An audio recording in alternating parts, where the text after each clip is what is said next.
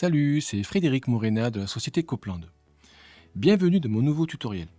Alors, dans cette vidéo, on va aborder le sujet technique qui concerne le déblocage du clavier d'un régulateur EC2 552. Alors il faut savoir qu'il existe un paramètre dans le régulateur qui permet de bloquer le clavier. Il s'agit du paramètre H2. Pour activer le blocage, H2 doit être réglé soit sur 0, soit sur 1. Mais cependant, il faut faire attention quand on touche à ce paramètre, car lorsque la fonction de blocage est activée, il n'y a plus la possibilité d'accéder au paramètre avec le clavier, ni même de consulter les valeurs lues par le régulateur. Et le réglage sur 3, qui autorise l'accès au clavier, n'est plus possible. Et la seule solution pour débloquer le clavier, c'est de se connecter au régulateur avec un PC via une adresse IP avec un routeur. Alors voici le matériel nécessaire à cette connexion.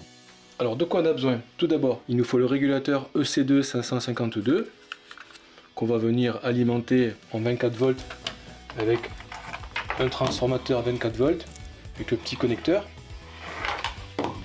On a besoin ensuite de ce qu'on appelle un routeur ou un switch. Donc voilà, avec des entrées RJ45. Et on a besoin ensuite de deux câbles RJ45. Un premier câble RJ45 pour aller du routeur vers le PC.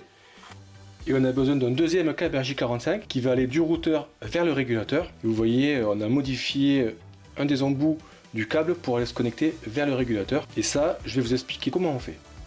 Pour fabriquer le câble de connexion au régulateur, un simple câble RJ45 du marché suffit. Il faut qu'il soit non croisé. Ensuite, il faut couper un bout du câble, enlever l'écran de protection, la tresse et dénuder les fils. Et quand on regarde le câble RJ45 dans ce sens, il faut prendre les fils 1, 2, 3 et 6. Et il faut les connecter au petit connecteur vert qui est fourni avec le régulateur. Et donc on prend le connecteur dans ce sens également. Et il faut connecter les 4 fils comme ceci. En partant de la gauche, on a 1, 2, 3 et 6. Alors, au niveau câblage, c'est très simple. On vient d'abord alimenter le routeur.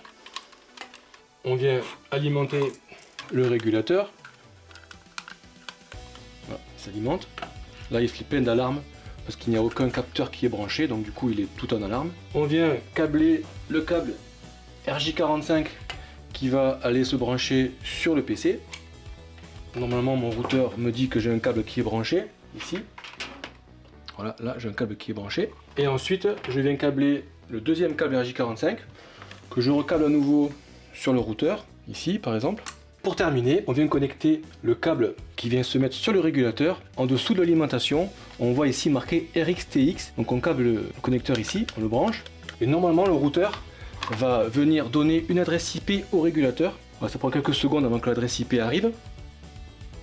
Alors 192.168.0.03 et il faudra rentrer cette adresse dans l'Internet Explorer de l'ordinateur pour pouvoir se connecter au régulateur à travers le routeur.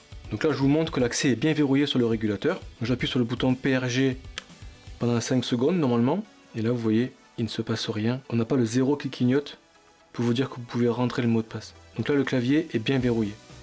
Alors pour se connecter, il faut aller sur une page internet et en haut dans la barre de recherche, il faut taper l'adresse IP qui a été communiquée par le régulateur, c'est-à-dire 192.168.0.3 et ensuite cliquer sur cette ligne pour accéder à la page web du régulateur. Voilà, on clique ici.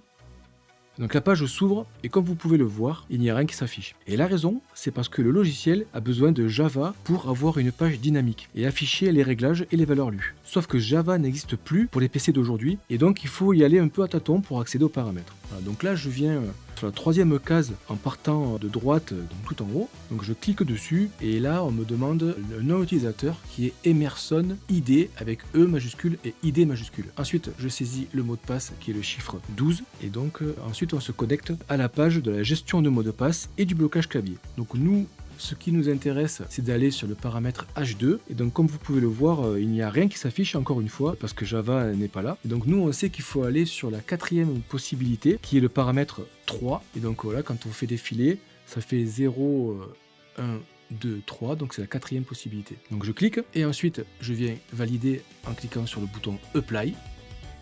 Et une fois que ça se valide, en fait, on a la page qui se recharge et ça signifie que le paramètre a bien été envoyé au régulateur et que le paramétrage est terminé.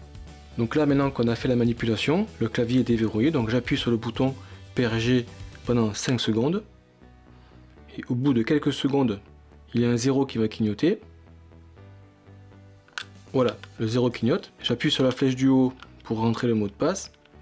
c'est 12, et je valide avec celle. Et voilà, maintenant j'ai accès aux paramètres que je peux modifier. Et pour ressortir des paramètres, j'appuie sur la touche PRG. Attention, il est possible d'avoir un problème de connexion et cela peut venir de l'adresse IP du PC. Pour régler cela, dans un premier temps, il faut désactiver le Wi-Fi du PC. Ensuite, il faut aller dans les paramètres du réseau, réseau Ethernet et propriétés. Là, on a une page qui s'ouvre et on vient cliquer sur la ligne Internet Protocol version 4 TCP/IP v4. Ensuite, on va dans propriétés. Une nouvelle page s'ouvre et maintenant il faut cliquer sur utiliser l'adresse IP suivante et on va saisir une adresse IP différente de celle du régulateur. Donc par exemple on va mettre 192.168.0.10 et en dessous on a le masque du sous-réseau qui vient se remplir automatiquement en 255.255.955.0. Et une fois qu'on a fait cela, on vient cliquer sur OK et on peut retourner à la connexion du régulateur. Et voilà, vous savez tout sur le déblocage du clavier d'un régulateur EC2 552. Scannez ce QR code qui vous donnera accès à notre application Copland Mobile. Vous aurez alors à disposition toutes les informations techniques sur nos compresseurs et groupes de condensation, et aussi un aperçu de nos stocks Copland chez vos distributeurs dans votre région. N'hésitez pas à les contacter pour obtenir un devis sur un compresseur ou un groupe de condensation, ou aussi une pièce détachée Copland. Merci d'avoir suivi ce tutoriel, et je vous dis à bientôt pour une prochaine vidéo technique. Ciao!